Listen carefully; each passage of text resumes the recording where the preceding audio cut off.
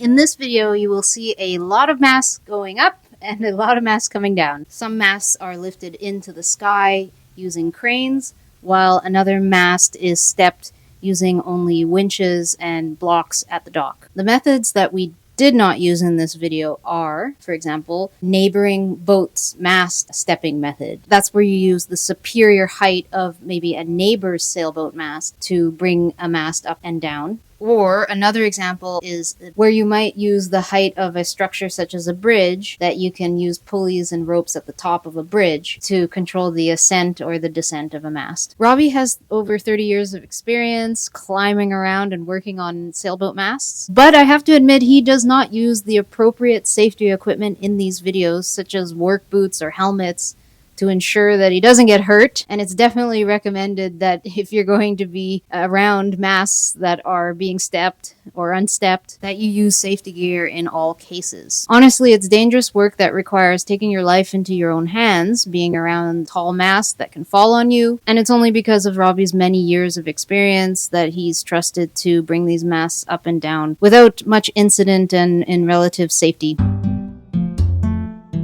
The first job of the day was to remove 2 wooden masts from a ta chao ketch. Robbie was lifted by the crane up to the spreaders so that he could attach the sling that would lift up the mizzen. The crew of the ketch quickly detached all of the stays, and the deck-stepped mizzen could be quickly removed. The same process was used to remove the main mast, except the main was also much taller, and the crane had to be large enough to accommodate that extra length and weight of this bigger keel-stepped mast.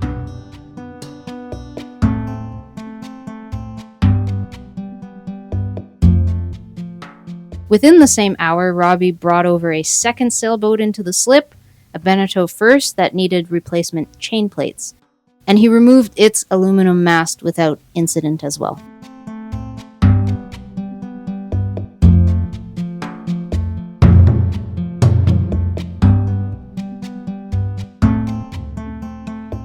We started by removing all the hardware from the wooden mast first. It needed the most work. Corrosion of these cleats shows that some of the items would definitely need replacement. The standing rigging would also need some polishing and close inspection for pitting and cracking. I wonder if the sun is hotter. The owner worked diligently on removing the old varnish.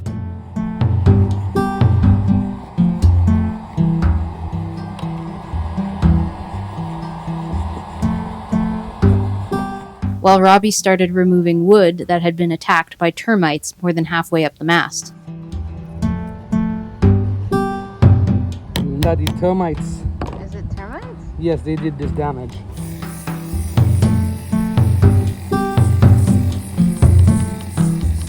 The termite droppings, or what is called frass, could be found in all the little tunnels running through the wood of the mast.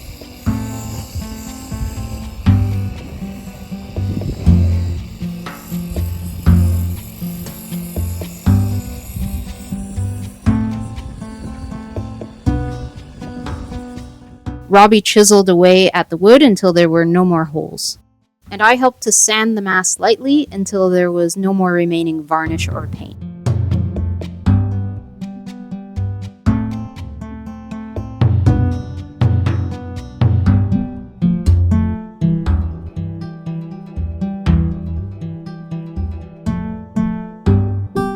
As usual, as we do these jobs in boatyards, we were being watched. The spreaders needed to be prepped as well.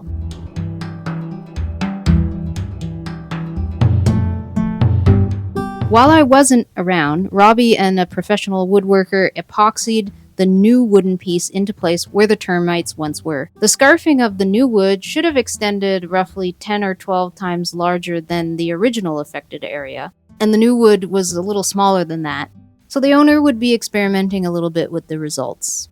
So far, so good. I filled in some of the imperfections where the epoxy bubbled in the extreme heat here in Mexico. And then there was one final varnishing by the owner, and the wooden masts were ready to be stepped again. The crew worked quickly once again to attach all the stays so that the mast would not be wobbly, and once every stay was attached, Robbie could then untie the sling from the bottom and instruct the crane operator to pull on the sling. In theory, the slip knot would just slip down, but he needed a little help from the crane as the sling got stuck on the spreaders.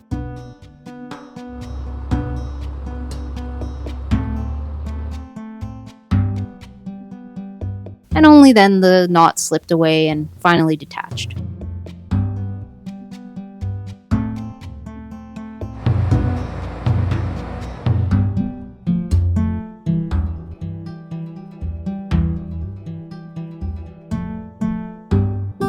A local metal worker formed new chain plates for the Beneteau, which we installed, and then the aluminum mast was also ready to be stepped again.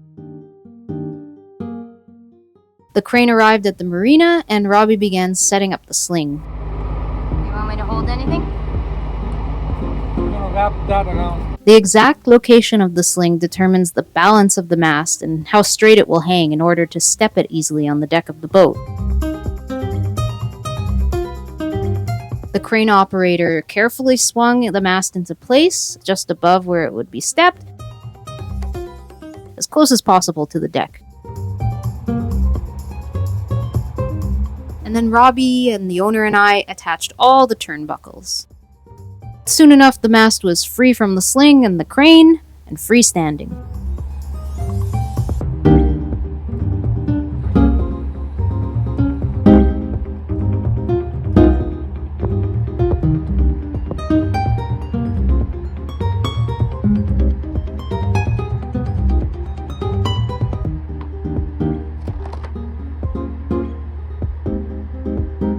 Finally, we were going to entirely replace the rigging of a Catalina 25. From the deck, Robbie lassoed the mast at the spreaders, bringing the two lines down to the dock and through two blocks.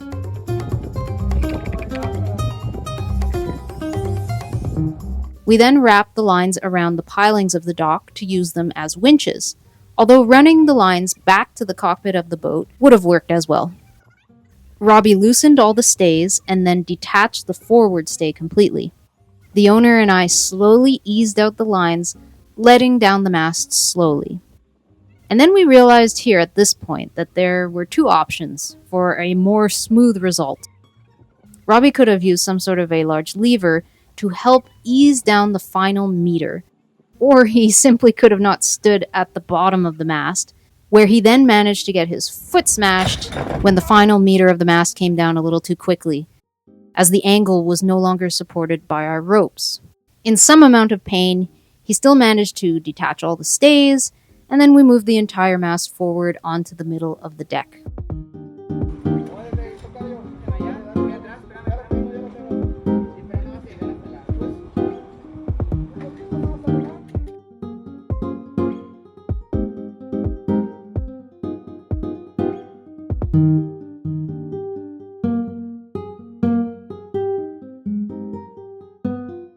We called Catalina Yachts, and they provided the owner with brand new, properly fitted stays within days, because the old jury-rigged ones were imprecise and rusted through.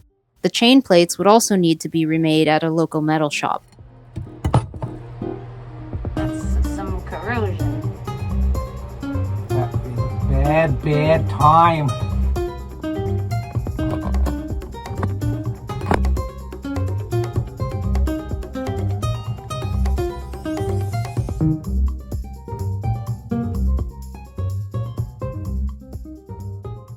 Once the new stays arrived, it was really just a simple matter of cleaning up the mast and attaching the new stays. The raising of the mast was predicted to be a much easier affair, since we had that refresher course about where the danger zone was and where not to stand.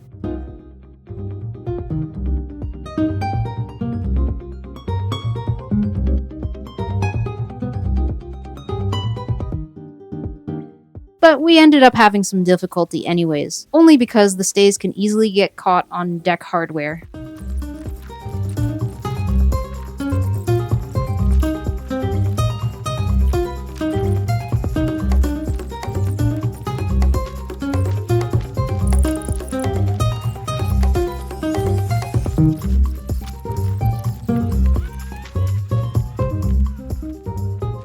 After a small hiccup of one of the stays getting caught on a stanchion, we were back in business with the mast standing back up, standing proud and tall with shiny new rigging.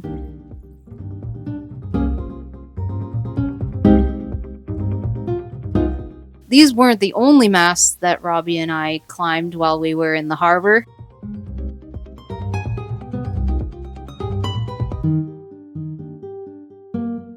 And as we tied ourselves to the side of barges and tugboats,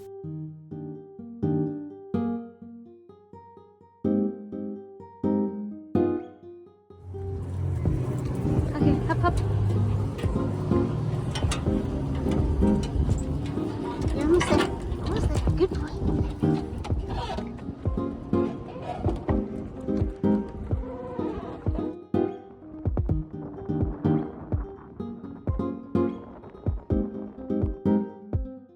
I went to visit Noah's Ark one final time before they crushed it into a pile of sticks in the boatyard.